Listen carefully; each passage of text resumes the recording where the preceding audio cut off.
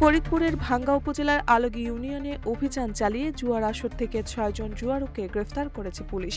গ্রেফতারকৃতদের কাছে তাস ও নগদ টাকা জব্দ করা হয়। ১৫ এপ্রিল ভাঙ্গা থানার জিডি নম্বর ৭৪৪-এর প্রেক্ষিতে ১৬ এপ্রিল রাতে মাদক উদ্ধার ও ওয়ারেন্ট তামিল ডিউটির অংশ হিসেবে এসআই মোহাম্মদ মিজানুর রহমান সঙ্গী অফিসার ও ফোর্স সহ অভিযান পরিচালনা করেন। গোপন সংবাদের ভিত্তিতে উপজেলার আলগী ইউনিয়নের তালাকান্দা গ্রামের ছনের ভিটায় একটি গাছের নিচে খোলা স্থানে জুয়ার আসরে অভিযান চালানো হয়। অভিযানে ঘটনাস্থল থেকে রায়হান খালাসি, শহীদ ভুইয়া, ফিরোজ মাতাব্বর, আমির হোসেন, মিজানুর রহমান ভুইয়া ও খোকন হোসেন নামে ৬ জনকে গ্রেফতার করা হয়। তারা সবাই ভাঙ্গা থানার বিভিন্ন এলাকার বাসিন্দা। এ সময় তাদের দখল থেকে একটি ডন প্যাকেটের ভেতরে থাকা ৫২টি তাস এবং জুয়ার বোর্ড থেকে মোট ৯৫০ টাকা জব্দ করা হয়। গ্রেফতারকৃত আসামিদের বিরুদ্ধে ১৮৬৭ সালের প্রকাশ্য জুয়া আইনের ৪ ধারা অনুযায়ী আইনগত ব্যবস্থা গ্রহণের প্রক্রিয়া চলমান রয়েছে। এ বিষয়ে ভাঙ্গা থানার ওসি মোহাম্মদ মিজানুর রহমান সাংবাদিকদের জানান, মাদকের বিরুদ্ধে জিরো টলারেন্স ঘোষণা করা হয়েছে।